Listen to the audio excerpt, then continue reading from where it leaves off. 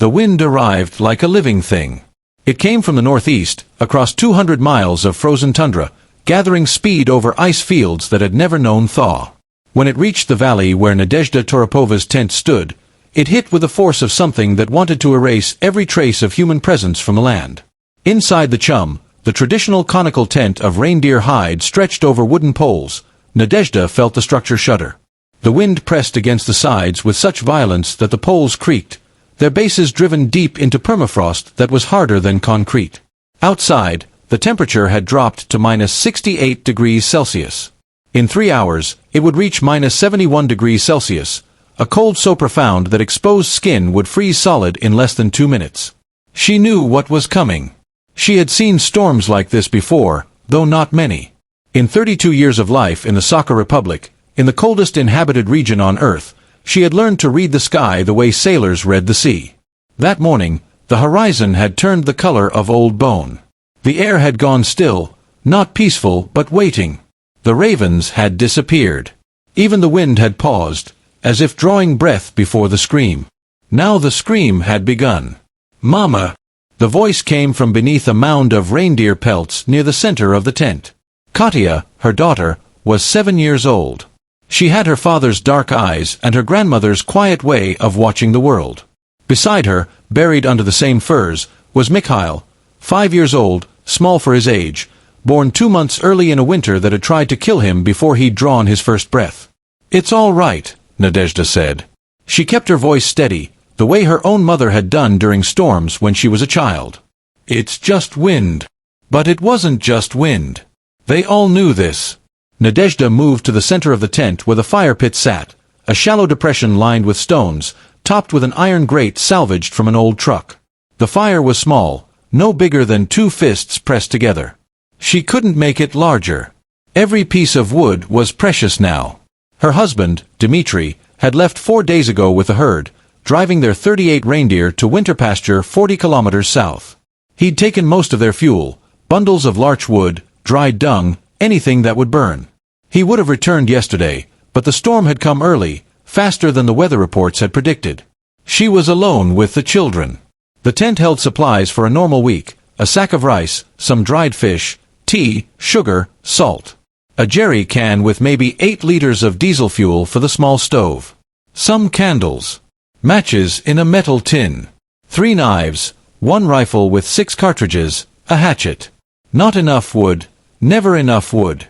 Out here, trees grew slowly. A larch trunk the width of a man's wrist might be 40 years old. They gathered what they could, but wood was currency in winter. You spent it carefully.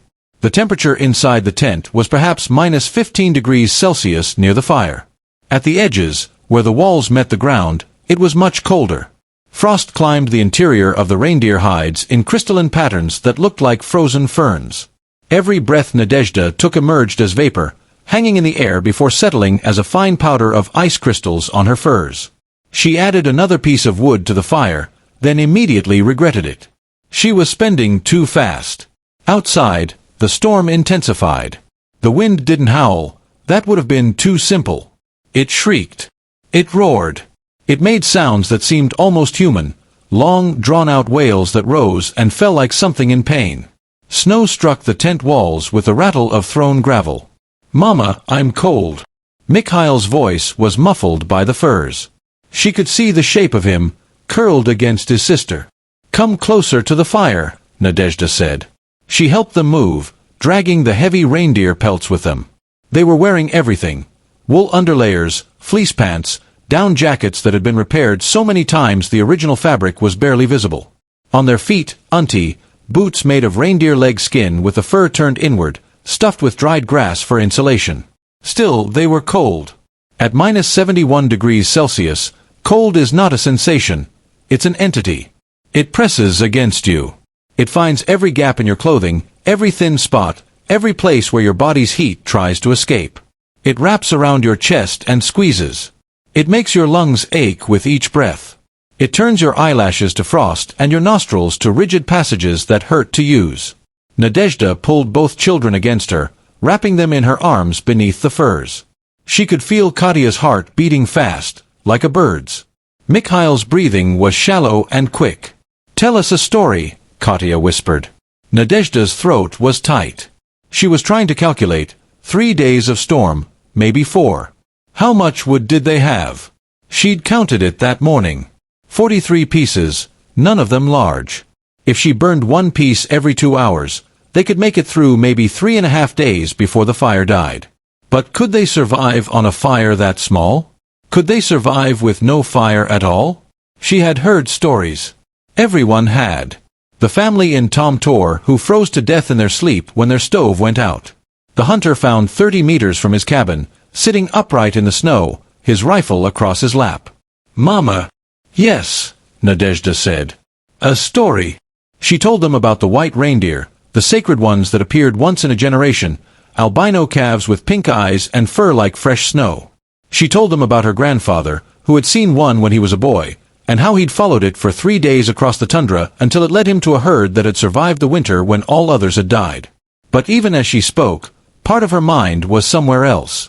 It was outside the tent, measuring the storm, listening to the wind, trying to gauge whether this was the kind of blizzard that would pass in 24 hours or the kind that settled in and stayed, grinding everything beneath it into silence and ice. The wind shrieked. Something heavy, a branch, perhaps, or a piece of ice, struck the side of the tent with a bang that made them all jump. "It's all right," Nadezhda said again. But Yakutia was old enough to hear the lie. The first night was the longest. Nadezhda didn't sleep. She couldn't. Someone had to tend the fire, to make sure it didn't die, didn't grow too large, stayed in that narrow range between survival and waste. She sat cross-legged on a piece of caribou hide, feeding twigs into the flames one at a time, watching the red glow pulse with each gust of wind that found its way through invisible gaps in the tent's construction. Around midnight, though she couldn't be sure, because her watch had stopped working at -50°C, she heard something that made her blood freeze. Wolves. The sound was distant, barely audible above the storm, but unmistakable. A chorus of howls, rising and falling. They were hunting. In this cold, in this storm, they were desperate. Nadezhda's hand moved to the rifle propped against the center pole. It was an old Mosin Nagant, a bolt-action weapon from another century. She had 6 bullets. 6 chances. The howling faded. The wolves were moving away, or the wind had shifted. But Nadezhda's heart continued to pound. Wolves wouldn't normally approach a tent, wouldn't risk human scent and fire. But at -71°C, with starvation as the alternative, they might reconsider. She checked the door flap, a heavy piece of hide tied shut with leather cords, sealed at the edges with packed snow. It would hold against wind. Against wolves? She didn't know. She added another piece of wood to the fire and hated herself for it. Dawn arrived not with light, but with a subtle shift in the darkness. The storm showed no sign of weakening. If anything, it had grown stronger. Snow was accumulating. Nadezhda could tell by the way the tent walls bulged inward at the base, pressed by the weight of the drifts forming around them. She'd seen tents collapse under snow. It didn't happen often, not if they were built right, but it happened. "Mama, I'm hungry." Mikhail was awake, his small face peering out from the furs. His lips were pale. The tip of his nose was white, the beginning of frostbite. Nadezhda moved quickly. She pulled him close, took off her mittens, and pressed her warm palms against his face. The skin was hard, frozen in a thin layer. She rubbed gently, breathing on his nose, bringing blood back to the tissue. Mikhail whimpered. Sure. It's all right. It will hurt for a moment, then it will be better." When the white turned to red, when she was sure there was no permanent damage, she bundled him up again and moved to the food supplies. Breakfast was 3 pieces of dried fish, split 3 ways, and hot tea made from melted snow. They ate slowly, making the food last, and drank the tea in small sips that burned their throats and spread warmth into their bellies. "Is Papa coming today?" Yakutia asked. "Maybe," Nadezhda said. "Maybe tomorrow." But she knew he wasn't coming. Not in this storm. He would have made camp somewhere, dug a snow cave or found shelter, and he would wait it out. Dmitri knew the land. He'd grown up on it, just as she had. She hoped he would know what to do. By midday, or what felt like midday, the children had grown quiet. They huddled together under the firs, staring at the fire with the blank expression of people who have retreated deep inside themselves. Nadezhda recognized the look. It was the beginning of hypothermia, the point where the body starts to shut down non-essential functions to preserve the core. She made them move. She made them stand, made them march in place, made them swing their arms and slap their hands together. Movement created heat. Heat was life. "I'm tired," Mikhail said. "I know. But we have to move. We have to keep moving." Morning brought a new problem. Nadezhda woke to the sound of tearing fabric. No, not fabric. The tent itself, somewhere near the peak, where the poles came together. The wind had found a weak point, a seam that had loosened, and it was working at it like a predator testing a wound. She stood quickly, ignoring the wave of dizziness. The fire had burned down to coals. She fed it 2 pieces of wood and watched them catch, then turned her attention to the sound. There, high up, on the eastern side. A small tear, no more than 10 centimeters long, but growing. Wind was forcing its way through, bringing with it a plume of snow that glittered in the firelight as it fell. If the tear spread, if it reached one of the main seams, the entire side of the tent could peel away. They would be exposed to the full force of the storm. They would have minutes. Nadezhda grabbed her sewing kit and approached the tear. The wind coming through the gap was like a knife. It made her eyes water instantly. The tears froze on her cheeks. She worked quickly, threading the needle with numb fingers, pushing it through the thick reindeer hide, pulling the sinew tight. Each stitch had to be perfect. Each knot had to hold. The wind fought her, tearing at the hide, widening the gap even as she tried to close it. It took 20 minutes. When she finished, her hands were shaking so badly she could barely hold the needle. But the tear was sealed. Small victories. "Mama, the fire is small." Yakutia was right. The fire had burned down again. She'd used 2 pieces of wood, more than she should have, and now there were only 19 pieces left. 19 pieces. Maybe 24 hours of fuel, if she was very, very careful. The storm had been raging for more than 30 hours now. In her experience, storms like this lasted 2 to 4 days. They were, possibly, halfway through. Or they might have only just begun. She tried the radio. Static. A few words in Russian, something about weather, about warnings, and then nothing. The batteries gave out. They were alone. She made a decision. She bundled herself in every piece of clothing she had, wrapped a scarf around her face until only her eyes were visible, and told the children she was going outside. Why? Katia's eyes were wide with fear. "We need more wood. There's some just outside, behind the tent. I'll be gone for only a few minutes." "Don't go," Mikhail said. His voice was small. "I have to." She untied the door flap and pushed it aside. The storm hit her like a wall. The wind tore the breath from her lungs and sent her staggering backward. Snow struck her face with enough force to sting even through the scarf. The cold was instant and total. She stepped out. The world was white.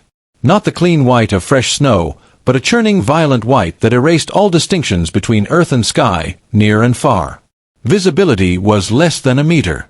She tied one end of a rope around her waist, a safety line, anchored to the center pole of the tent.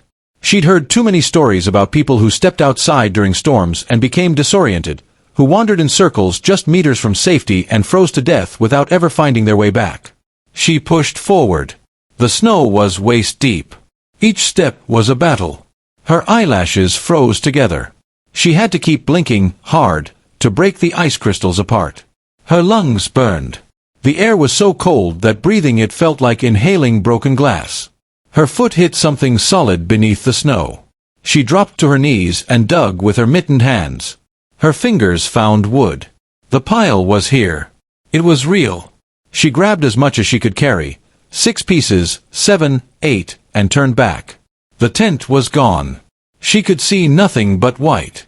For one terrible moment, she felt the rope in her hands and thought, what if it broke? What if I'm pulling on a rope that leads nowhere? She pulled anyway, hand over hand, following the rope back to its anchor. And then, there it was, the dark shape of the tent, emerging from the white like a ship from fog. She fell through the door flap, dragging the wood with her, and Yakutia was there, helping her, pulling the flaps shut behind her. Nadezhda lay on the ground, gasping, while frost fell from her clothing in a fine shower of crystals. Her hands were white to the wrists, the fingers rigid and sensationless. Frostbite. Deep frostbite. She had maybe 10 minutes to warm them before the damage became permanent. She crawled to the fire and thrust her hands toward it. The pain, when it came, was indescribable. It felt like her hands were being crushed and burned at the same time. She bit down on her scarf to keep from crying out. Katia brought hot water, and Nadezhda plunged her hands into it. The pain intensified. Tears streamed down her face, freezing on her cheeks. But slowly, the white turned to red. When she could finally move her fingers again, she checked for blisters, for the black patches that meant tissue death. Nothing. She'd been fast enough. Lucky enough. She looked at the wood she'd brought in. 8 pieces. 8 pieces, bought with frostbitten hands and 5 minutes in hell. They had 27 pieces now. Enough for another day, maybe a little more. She added 1 piece to the fire and watched it burn. The second night was worse than the first. The temperature dropped further. Minus 73 degrees Celsius, maybe minus 75 degrees Celsius. Cold enough that her breath didn't just create vapor, it created tiny ice crystals that tinkled as they fell. The fire was smaller now. She was burning 1 piece every 3 hours, letting the flames die down to coals, nursing them back to life only when the cold became too much to bear. At some point, she'd lost all sense of time. She heard the wolves again. They were closer this time. Much closer. She could hear them moving around the tent, their paws crunching in the snow, their breath audible as low huffs. There were at least 3 of them, maybe more. One of them tested the tent wall with its nose. Nadezhda felt the hide bulge inward, felt the pressure of the animal's snout pushing against the barrier that separated them. The wolf made a sound, not quite a growl, not quite a whine. A sound of frustration, or curiosity, or hunger. She reached for the rifle. Her hands were shaking, from cold, from fear, from exhaustion. She worked the bolt, chambering around, and aimed at the spot where the tent was bowing inward. "Mama!" Katia's whisper was barely audible. "Quiet!" The wolf pushed harder. The hide stretched. One of the seams began to pull apart. Nadezhda fired. The sound was enormous in the confined space, a percussion that seemed to shake the very poles of the tent. The bullet punched through the hide, and the wolf on the other side yelped, a high, startled sound, and then there was the noise of animals running, snow scattering, the pack retreating into the storm. Silence. Or as close to silence as the storm allowed. Nadezhda lowered the rifle. Mikhail was crying, his face buried in the furs. Katia was frozen, staring at the new hole in the tent wall, where wind and snow were now pouring in. 5 bullets left. Nadezhda moved quickly. She pulled a piece of hide from the supplies and sewed it over the bullet hole. It wasn't a good repair, but it would hold. She returned to the fire and pulled the children close. "It's all right," she said. "They're gone." "Will they come back?" Mikhail asked. "No," Nadezhda lied. "They won't come back." She kept the rifle across her lap for the rest of the night. Dawn came. Or what passed for dawn, a slight thinning of the darkness, a barely perceptible shift from black to gray. The children were not well. Mikhail's lips had turned blue. Katia was coughing, a dry, harsh sound that came from deep in her chest. They were both lethargic, moving slowly, speaking in whispers. Hypothermia was setting in, despite all her efforts. The cold was winning. She made breakfast, the last of the dried fish, divided into 3 tiny portions. They chewed slowly, mechanically. "How long?" Katia asked. "What do you mean? How long will the storm last?" Nadezhda wanted to lie. But Katia's eyes, her father's eyes, were watching her with an intensity that demanded truth. "I don't know," Nadezhda said. "Maybe today. Maybe tomorrow. What if the wood runs out?" "It won't." "But what if it does?" Nadezhda was silent. Because the truth was simple. If the wood ran out, they would die. "Listen to me," she said. She took Katia's face in her hands. "We are going to survive this. All of us. Do you understand?" Katia nodded. But Nadezhda could see the doubt there, the fear. The fire burned down to coals again. Nadezhda added one more piece of wood. 13 pieces left. She did the math. 3 pieces per day. 4 days left.